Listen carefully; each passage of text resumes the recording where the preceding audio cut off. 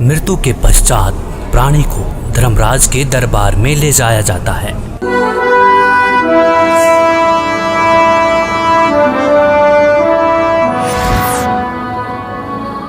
पृथ्वीलोक पर प्राणी जैसा भी कर्म करता है उसका विवरण हर रोज धर्मराज के बही में ऑटोमेटिकली फैक्स हो जाता है।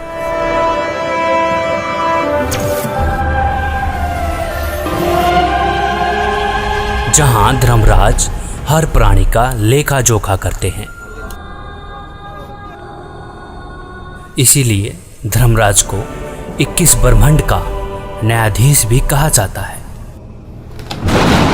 जीवात्मा को पेश किया जाए।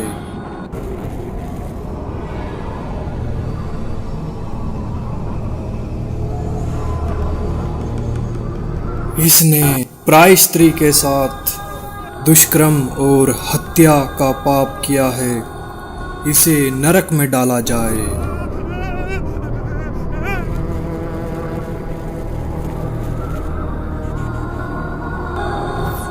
जो भ्रष्टाचार, चोरी, मदिरापान, नशा आदि करते थे,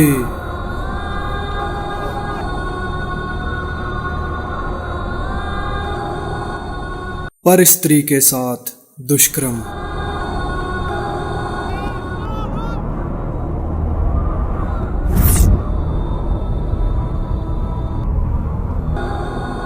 पर पुरुष के साथ नाजायज संबंध और धोखाधड़ी।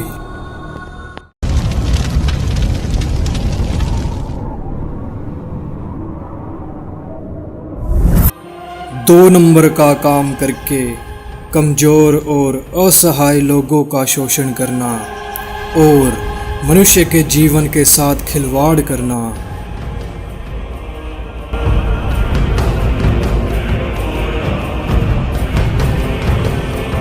शास्त्र अनुकूल भक्ति न करके शास्त्र के विरुद्ध भक्ति करते रहे। कोई तत्वदर्शी संत को गुरु न बनाया।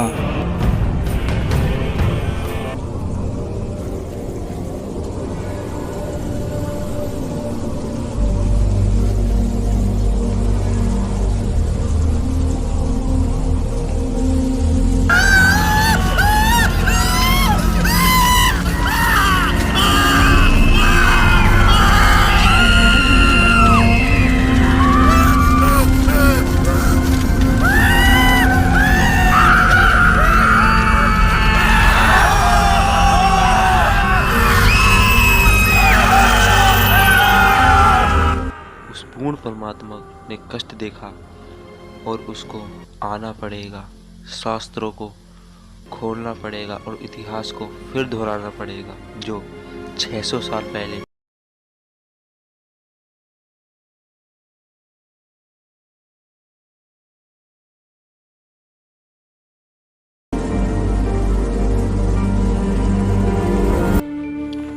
सबकी मदद करने वाला, सतभक्ति की सही राह बताने वाला,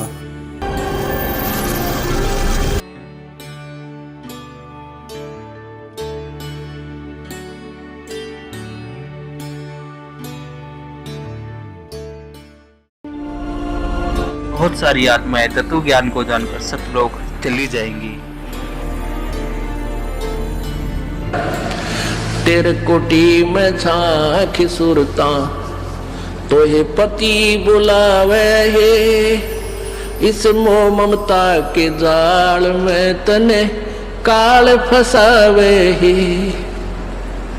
अपने पति को भूल बावड़ी बैठी आराम संगर के, काम क्रोध मोह लोभ मस्करे रिये जारा के। अपने पति को भूल बावड़ी बैठी आराम संगर के, काम क्रोध मोह लोभ मस्करे रिये जारा ते डर के। मात पिता संतान संपत्ति में तू तो उलझ गई घर के, मिलना चाहे पति अपने ते बांधे कफन सिर के। उस पूर्ण परमात्मा की भक्ति करने के पश्चात यह आत्मा उस जगह चली जाएगी जहाँ की हर वस्तु कभी खराब नहीं हो सकती और वहाँ पर हमेशा कभी बुढ़ापा कभी नहीं आता, हमेशा युवा शरीर रहता है।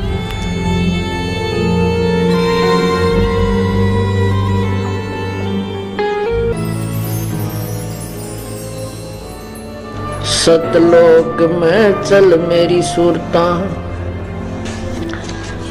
हिम्मत ना लावे देरी, सच कहूँ ना झूठ रती भरी, बात मान ले मेरी। सतलोक में चल मेरी सूरता, हिम्मत ना लावे देरी, सच कहूँ ना झूठ रती भरी, तू बात मान ले मेरी।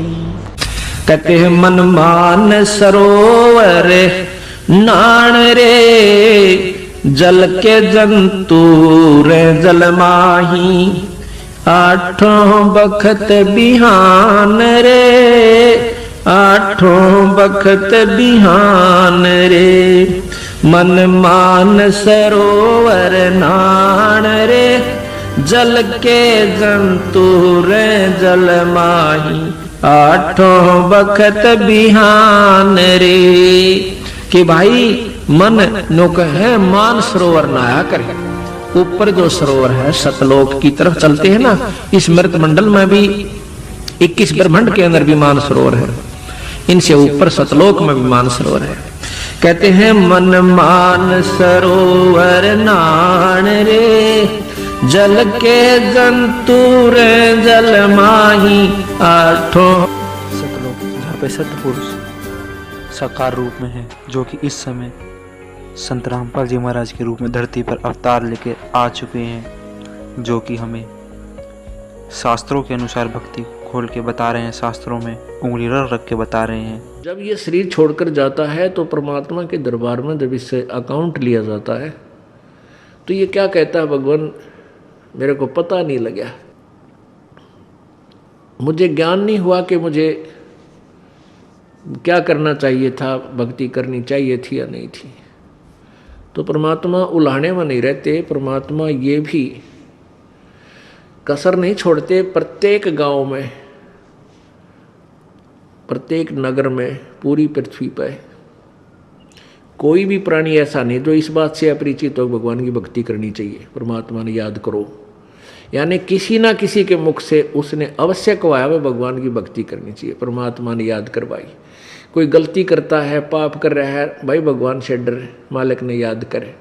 यानी इस तरह की प्रेरणा प्रत्येक प्राणी तक मालिक ने पहुंचा रखी होती है। फिर दूसरा ये होता है, जैसे आप जी गए हुए हो, आप प्रत्येक भाई को, बहन को, मित्र को, सहेली को, कोई रिलेटिव है, संबंधी, उनसे अवश्य ये चर्चा करते हो कि भगवान की भक्ति करो और भक्ति का मार्ग ये है, वो भक्ति का साधना ठीक नहीं है। तो भले ही वो नहीं मान रहे हैं तो उनका दुर्भाग्य है। जब वो सच्चे दरबार में जाकर खड़े होंगे उनका कोई पुण्य उनके साथ होगा नहीं, क्योंकि भक्ति शास्त्र विरुद्ध है। गीता जी अध्याय नंबर 16 के श्लोक नंबर 23 में कहा कि अर्जुन, शास्त्र विधि को त्याग कर जो मनमाना आचरण करते हैं, मनमाने आचरण का अर्थ है जो अपनी मर्जी से लोक वेद के आधार पर, सुनी सुनाई कथाओं के आधार पर, ज्ञान के आधार से पूजाएं करते हैं, वो मनमाना आचरण कहलाता है, जो वेदों और गीता में वर्णित नहीं है। जो शास्त्र विधि को त्याग कर मनमाना आचरण करते हैं उनकी ना तो कोई सिद्धि होती है, ना उनकी गति होती है, ना कोई सुख होता है, यूजलेस। तो जो साधना आप कर रहे थे वो तो उनके पास साथ भक्ति धन हुआ नहीं और पापों की गठड़ी बंध गई पूरी। पाप बहुत इकट्ठे कर लिए, क्योंकि पाप तो दिन में बिना गिनती के होते हैं और पुण्य करने के लिए विशेष व्यवस्था करनी पड़ती है, गुरु बनाना पड़े। फिर जैसे गुरु जी बताओ वैसे साधना, पूर्ण गुरु, नकली गुरुओं से पूजा नहीं, ना उनकी कोई द्वारा बताएगी साधना से लाभ होने वाला। तो ऐसे पूरा गुरु मिले, फिर आप सच्ची लगन से, सच्चे तरीके से लगे, तब पुण्य बने। तो पुण्य तक कोई उनका बना नहीं, पाप की गठड़ी बंद गई। फिर वहां जा खड़ा हुआ धर्मराज के दरबार में। अब वहां ये एक बहाना बनाता है कि भगवान मुझे किसी ने बताया कोई नहीं, भक्ति कर ले। तब इसका फिल्म चलाता है परमात्मा, ये सब आप जो भी बातें जिसके साथ कर रहे हो, वैसे कोई गुप्त का गलती कर रहा है तो वो भी फिल्म बनकर भगवान के दरबार में पहुंच जाती है और एक आपके अंतःकरण में, आपके कंप्यूटर में ऑटोमेटिकली फीड हो जाती है। तो जब ये वहाँ खड़ा होकर ये झूठ बोलता है, बहाना बनाता है, तो परमात्मा इसके कंप्यूटर से जो वहाँ भगवान के दरबार में इसके नंबर का है ऑन कर देता है कि ले देख, ये भक्त तुझे क्या कह रहा है, ये बहन तुझे क्या कह रही है कि भक्ति कर ले, तू क्या कह रहा है, फिर देखेंगे किसने देखा है। ईब के भक्ति करने का टाइम से बुढ़ा होकर भक्ति करूँगा, और भक्ति तने करी नहीं, बकवाद करता रहा। फिर ये कैसे कह रहा है कि मेरे को किसी ने बताया नहीं, फिर ये यूं कर ले है नीची गर्दन।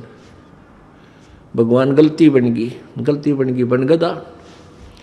अब गलती की सजा दूं मैं, मेरे पास और कोई विकल्प नहीं, जिसी तू करेगा वैसा फल दे दूंगा। तेरा पुण्य होता तो स्वर्ग भेज दूं, हो देवता बना दूं, पुण्य नहीं है तो बन गदा। फिर ये कहता माफ करो भगवान, माफ करो परमात्मा। फिर धर्मराज कहता है जब तुझे मनुष्य शरीर कभी प्राप्त हो तब तू भक्ति करना भाई, अब कुछ नहीं बना, जाइए। तो जब ये माँ के गर्भ में वहाँ से जब ये मानव शरीर प्राप्त करके चलता है, वहाँ के जो देव पुरुष हैं वो भी कहते हैं इस आत्मा को कि भाई तेरा दाव लग गया, और ये मनुष्य शरीर बार बार नहीं मिलता, पूरे संत की तलाश करिए। देवता भी पछता रहे हैं कि हमने तो गलती कर दी, हमें भी संत पूरा नहीं मिला, हमारी भी जन्म मृत्यु होगी, और कभी मनुष्य शरीर मिलेगा तो पूरे संत ने ढूंढाएंगे भाई। इन अधूरे संतों के आधार पर हमने भक्ति कर ली, हम पार नहीं हो पाए, हम फिर जन्म मृत्यु में। तो आने वाले मानव शरीर प्राप्त करने वाले को प्रत्येक ने एक सलाह देते हैं कि तेरा दाव लग गया भाई, भक्ति करिए, बकवाद मत करना। तो वहाँ तो ये बिल्कुल पक्का होका हुआ है, माँ के गर्भ तक इसको याद रहता है। बाहर आते ही फिर ये 3 गुणों के प्रभाव से ये फूल जाता है।